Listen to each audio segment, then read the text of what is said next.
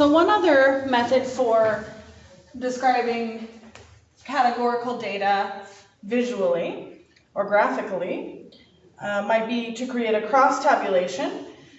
A cross-tabulation is a tabular method for simultaneously summarizing the data for two categorical variables.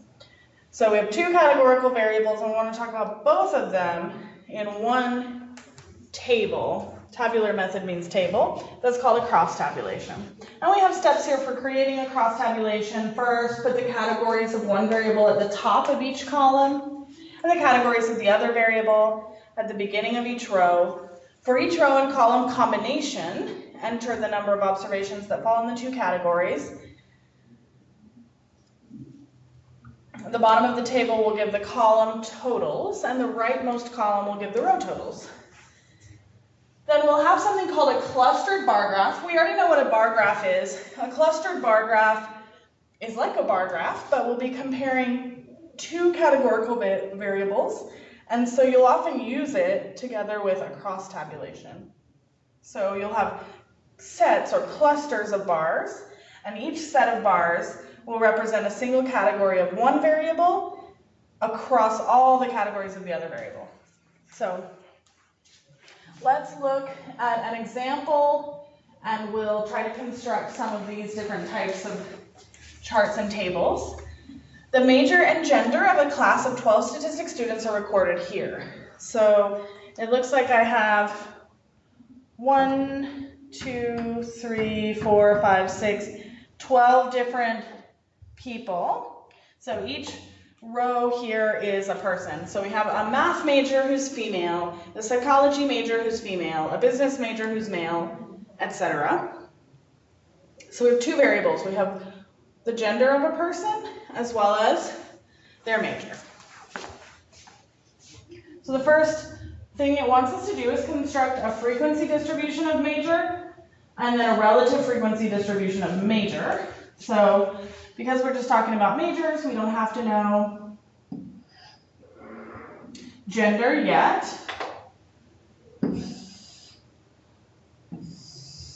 So we have three different majors: math, psychology, and business. So I'm going to say this is major, this is frequency, and since it wants relative frequency, let's just go ahead and add a little bit more space, and we can put them all in the same table.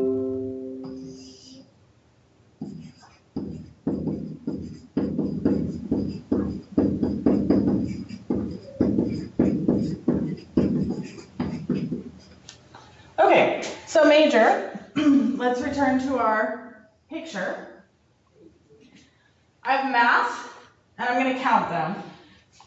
1 math major, 2, 3, and 4. So a total of 4 math majors, and we already know that it's a total of 12 students. So major math, frequency is 4. Let's look at psychology majors.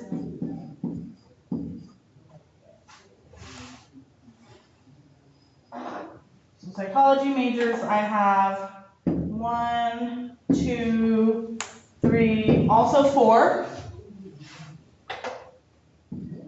And let's look at business majors.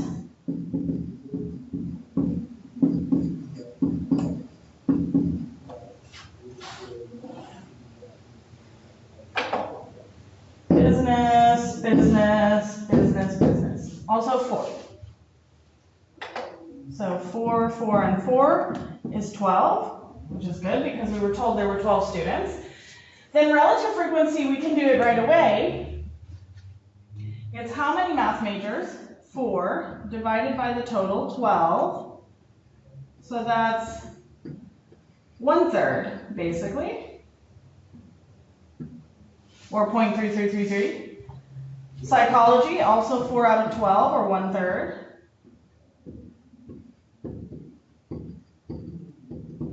And business, also 4 out of 12.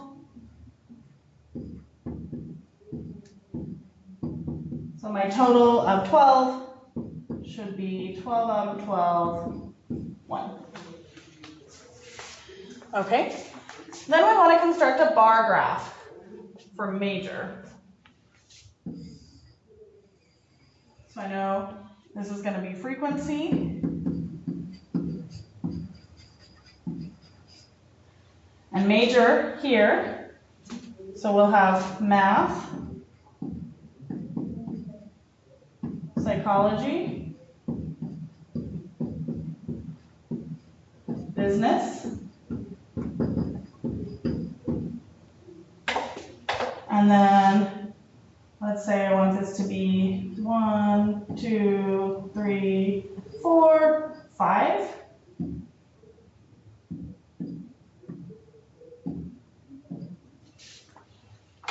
So I'll have a bar for each one. They need to be roughly the same width.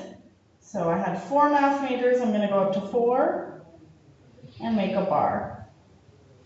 I have 4 psychology majors, so I want to make a bar for psychology as well. It's the same height because they have the same number, and I want the same width, but I need to make sure there's space in between.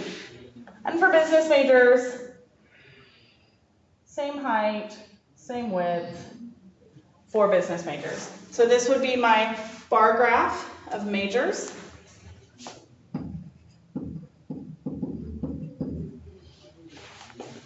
Then we'll make a pie chart of majors, and we already know that this one is going to require us to look at relative frequencies.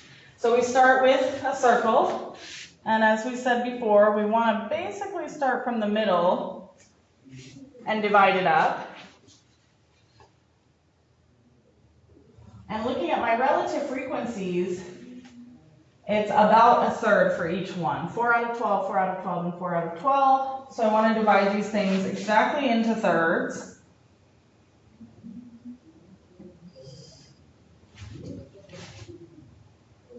So let's see.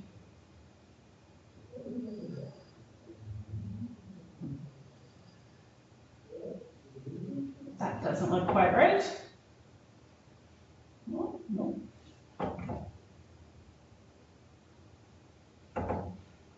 So this should be more like that maybe. Again, we're drawing it by hand, so it's not going to be exactly exact, but we just want to make sure that it doesn't look way off. And so that it's clear that they should be equal pieces, we're going to put here math is 33.33%, and psychology is 33.33%, and business the same.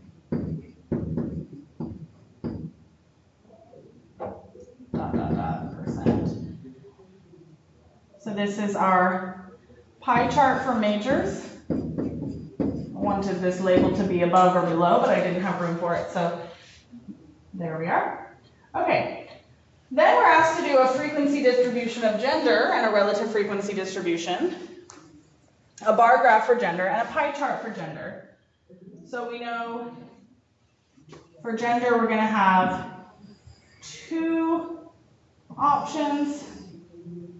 So gender, frequency, and as I did before, let's go ahead and put relative frequency here together so I don't have to write certain things twice. Relative frequency.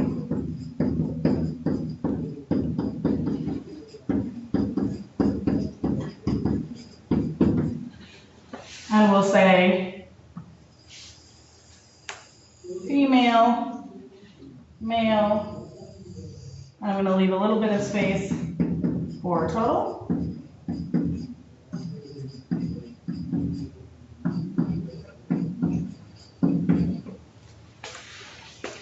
Then going back to my original image, I want to see how many of my students are male and how many of my students are female. I have a female math major, a female psych major, a female psych major, a female math major, a female business major, a female business major, and a female math major. So that's 1, 2, 3, 4, 5, 6, 7. So that must leave 1, 2, 3, 4, 5 males. Business, math, business, psychology, psychology. But we didn't need to know their majors because we're just looking at gender. So for females, I said I had 7 students, and for males, I had 5, for a total of 12 students. So then the relative frequency here is 7 out of 12, and the relative frequency here is 5 out of 12. And if we're not quite sure what percentages or decimals we get, we can always plug it into a calculator.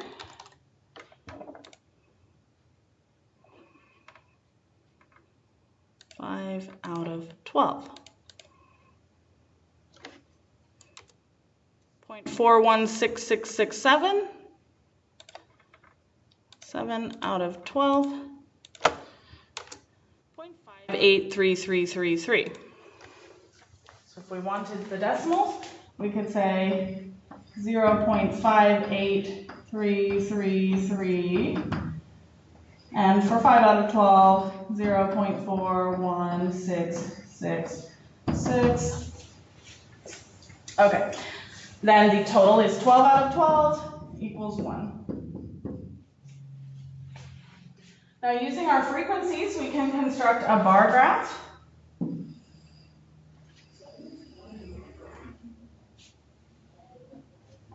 Let's leave us a little bit more room on the bottom to write male and female. So 2 different categorical things here. So this is gender. And we'll have frequency on my vertical axis. And let's say we want this to be 2, 4, 6, 8.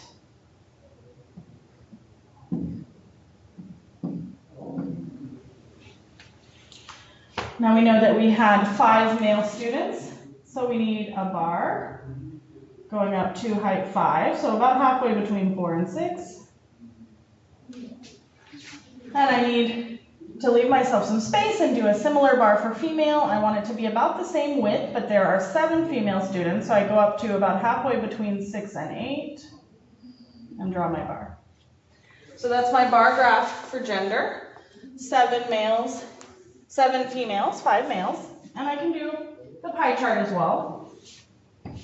But we know when we're doing pie chart, we're looking at relative frequency.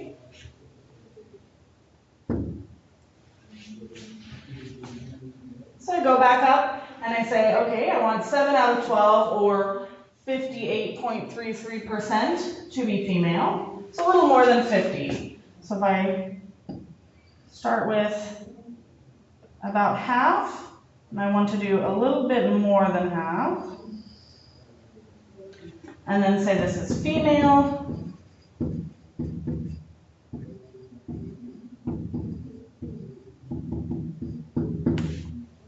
And male, the rest.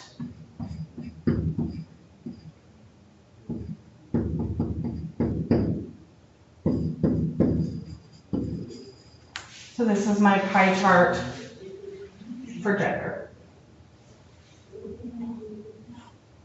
Now, we want to make the cross tabulation of major and gender. So, doesn't matter which variable we pick, either gender or major, but our instructions said we're going to put 1 across the top. So I'm going to say we're going to put major across the top. So that's going to be math, psychology,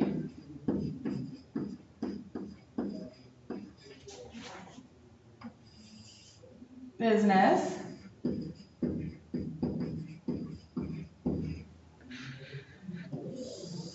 and then our rightmost column, it said we're going to give us the totals.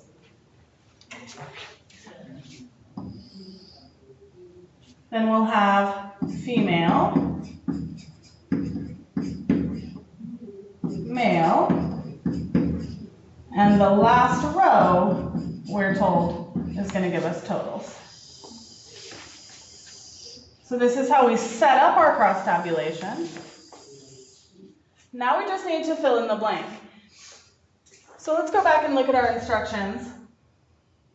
In step 2, it said for each row and column combination, enter the number of observations that fall in the 2 categories. So what it meant is if you're a math major and female, then you go here in this first box. But if you're a math major and male, then we'd count you in the second box under math major. So let's go back and look at our data. And let's see how many female math majors do we have. Female math majors are this one,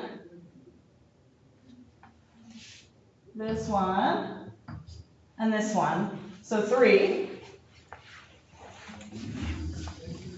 And male math majors, while we're here, it looks like we had 1 male math major.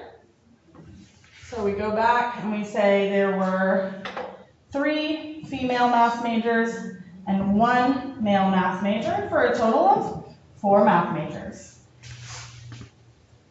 Let's see, psychology majors. Psychology majors, it looks like we have 1 female psychology major, 2, and that's it. Then 2 male psychology majors. So we get to say 2 and 2 is 4. Now business majors. I have male business major, and 2 female business majors. So I'll go back to that chart and fill in 2 and 2.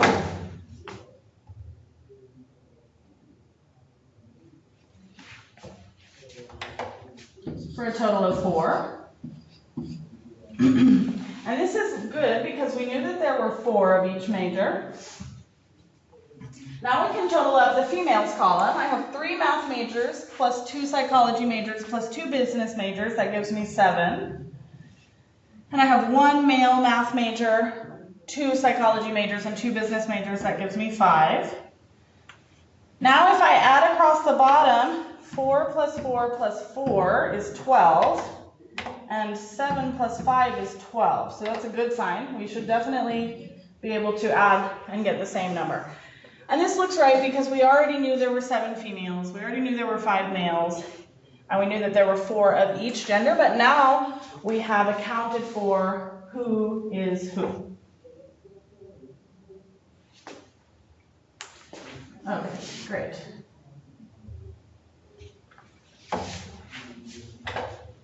Our last task will be to do the clustered bar graph, clustered by gender. So remember, in a clustered bar graph, it's going to be a lot like a bar graph, except we're going to be grouping. It says here, clustered by gender.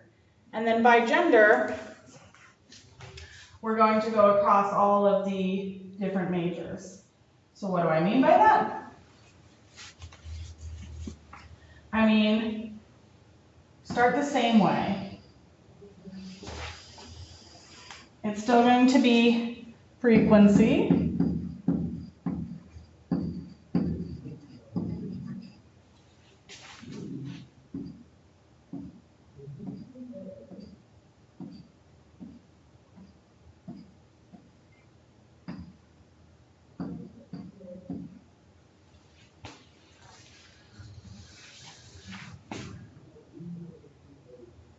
And now we're going to have male and female.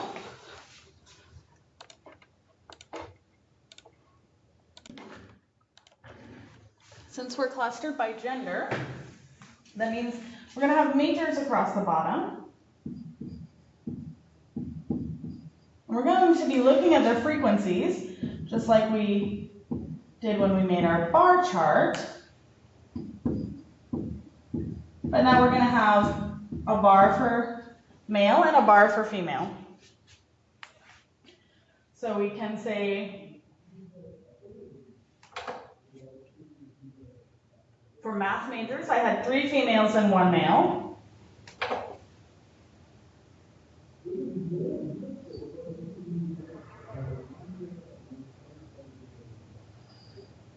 So I'll draw my bar for female math majors, going up to about the height 3. And then for male math majors, 1.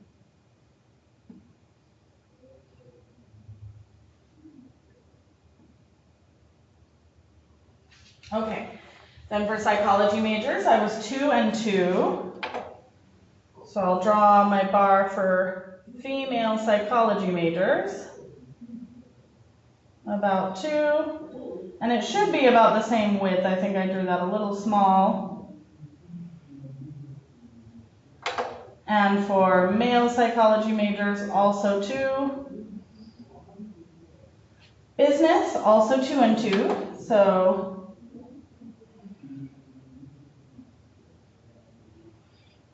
2 female business majors, 2 male business majors. And then what I'm going to need here is a legend to tell me what is what. So we'd probably go up here and we'd say the green bars are female and the red bars are male. We know that it's major clustered by gender, but we have to tell the reader of the chart which color is which gender.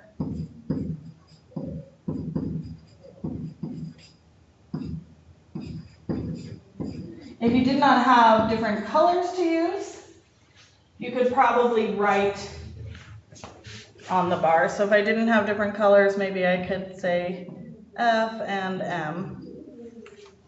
Or maybe it would look better to do it straight ways instead of sideways. Something like that. So some way of letting your reader know which is which. And this is the graphical representation of the cross tabulation that we have above.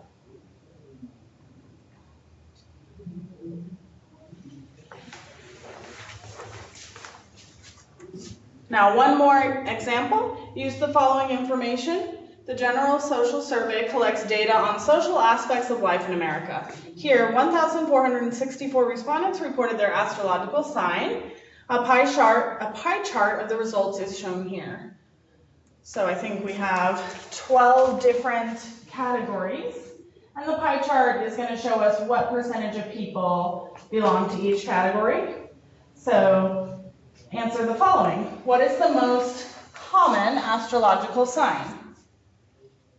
Well, we know that in a pie chart, the different wedges will show us the relative frequencies, right? So the largest relative frequency should be the largest percentage. And it's a little bit hard to read, but I think 9.1% from Virgo is the most common. And what is the least common astrological sign? So we'd be looking for the smallest percentage. I see 7.7, 7.5. So I think we're going to say Aries at 7.5 is the least common astrological sign. So that's just a simple example of a question that you should be able to answer about a chart after looking at it. And that's the last thing that we had on this lecture note. So that wraps up our lesson on graphs and charts for categorical or qualitative variables.